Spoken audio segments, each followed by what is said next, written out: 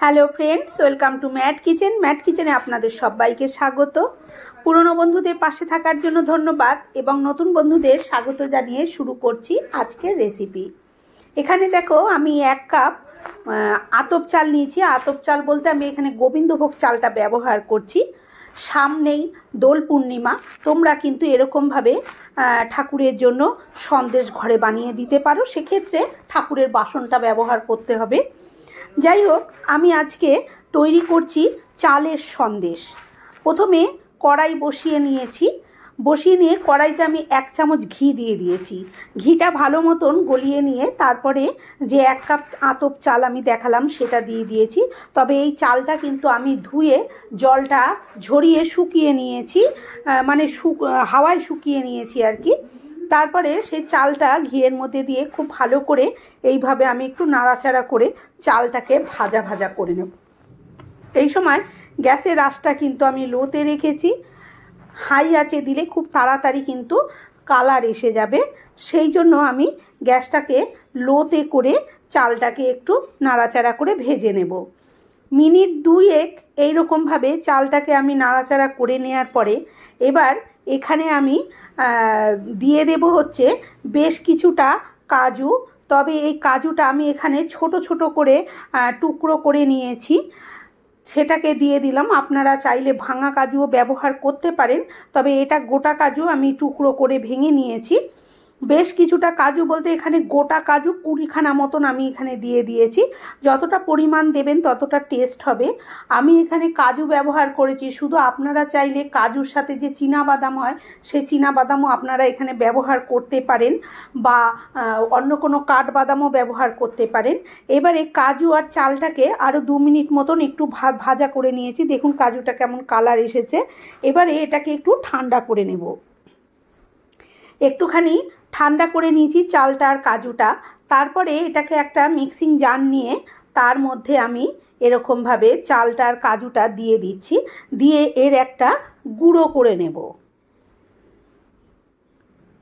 তবে এই চাল গুঁড়োটা কিন্তু একদম মিহি, যেরকম আটা ময়দা হয় ওরকম গুঁড়ো হবে না বন্ধুরা, এটা একটু খসখসে কিন্তু থাকবে। যাই হোক, আমি এটাকে চালটাকে আর ওই কাজু বাদামটাকে ভালো করে গুঁড়ো করে নিয়েছি। আবার আমি একটা কড়াই বসিয়ে দিয়েছি। কড়াই বসিয়ে দিয়ে এখানে আমি দিয়ে দিচ্ছি দুধ। দুধটার কোনো মাপ নেই, আমি 1 কাপ চালের জন্য এখানে 500 ml দুধ ব্যবহার করেছি। তবে এই দুধটা কাঁচা দুধ নয়, এখানে আমি দুধটাকে জাল দিয়ে রেখেছিলাম, জাল দেওয়া দুধ এখানে দিয়ে দিয়েছি। তাই জন্য আমাকে দুধটা বেশি ফুটিয়ে গাঢ় করতে হবে এরকম কোনো ব্যাপার নেই। দুধটাকে ভালো করে একটু ফুটিয়ে নেব। আর তার মধ্যে দিয়ে দিচ্ছি এরকম একটা 10 টাকা দামের দুধের প্যাকেট। যখন এই দুধটা বেশ গরম হয়ে যাবে তখন আমি এই গুঁড়ো দুধটা এর মধ্যে দিয়ে দেব, তাহলে দুধটা কিন্তু গুলে যেতে বেশি সহজ হবে। দুধটাকে সম্পূর্ণ দিয়ে দিয়েছি। আমি এখানে 1.5 প্যাকেট দুধ দিয়েছি বন্ধুরা। যেহেতু আমার একটা প্যাকেট খোলা অর্ধেক ছিল, আমি সেটাও দিয়ে দিলাম। তারপরে এখানে আমি দিয়ে দিচ্ছি বাতাসা। এটা হচ্ছে যে খুব লালচে যে গুড়ের বাতাসা সেরকম নয়, এই বাতাসাটা একটু ফ্যাকাশে, তবে গুড়েরই বাতাসা, সেটা আমি দিয়ে দিচ্ছি। যতটা লাল বাতাসা ব্যবহার করবেন ততটা কিন্তু কালারটা সুন্দর লাল আসবে। তবে এই বাতাসাটা খুব একটা ভালো কালার নয়, একটু ফ্যাকাশে, সেই জন্য এটা একটু ফ্যাকাশেই হবে। যাই হোক, আমার কাছে যেটা ছিল সেটাই দিয়ে দিলাম। এবারে বাতাসাটা খুব ভালো করে গলিয়ে নেব দুধের মধ্যে। দুধটা দেখুন খুব ভালোভাবে কিন্তু বাতাসা গলে গেছে আর ফুটে উঠেছে, দেখতেই পাচ্ছেন। এই সময়ে আমি যে চাল আর কাজু বাদামটা গুঁড়িয়ে রেখেছিলাম সেইটাকে দিয়ে দেব। তবে একসাথে সম্পূর্ণটা দেব না, দলা পেকে যাবে, তাই আমি কিন্তু অল্প অল্প করে দেব আর ক্রমাগত নাড়তে থাকবো এইভাবে।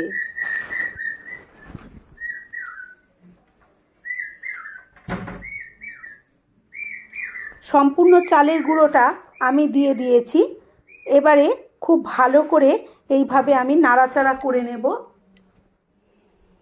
যতক্ষণ না এটা একটা শক্ত ডোয়ের মতন তৈরি হচ্ছে, ততক্ষণ এটাকে একটু নাড়াচাড়া করে নেব। এই সময় কিন্তু ক্রমাগত এরকমভাবে নাড়তে হবে, ছেড়ে দিলে কিন্তু কড়াইতে নিচে লেগে যেতে পারে। দেখুন এটা মিনিট 2 জাল দেওয়া মাত্রই কিন্তু চালের গুঁড়ো যেহেতু এটা কিন্তু এরকম থকথকে হয়ে গেছে। এবারে এটাকে ক্রমাগত নাড়তে নাড়তে একটু টাইট মানে একটু শক্ত টাইপের করে নিতে হবে।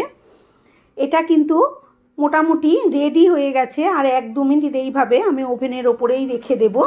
ততক্ষণে আমি একটা এরকম কেক টিন নিয়েছি, তার মধ্যে আমি প্রথমে একটু ঘি লাগিয়ে দিচ্ছি।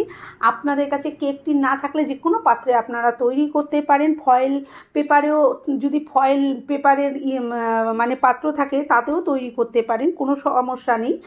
যাতে তৈরি করবেন সেটার মধ্যেই কিন্তু তৈরি হয়। তারপরে আমাদের যে খেজুর আসে যে বক্সগুলো, সেই বক্সের মধ্যেও কিন্তু তৈরি করতে পারেন।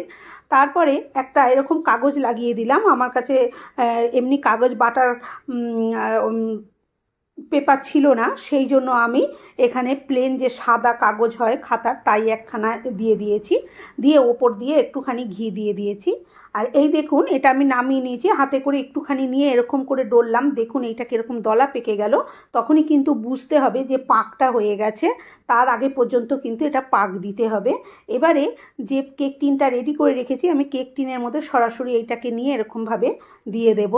বন্ধুরা, আপনারা সন্দেশ অনেক রকম খেয়েছেন, ঘরে নানান রকম সন্দেশও আমরা তৈরি করে থাকি, বা চালেরও অনেক কিছু আমরা তৈরি করে খেয়ে থাকি।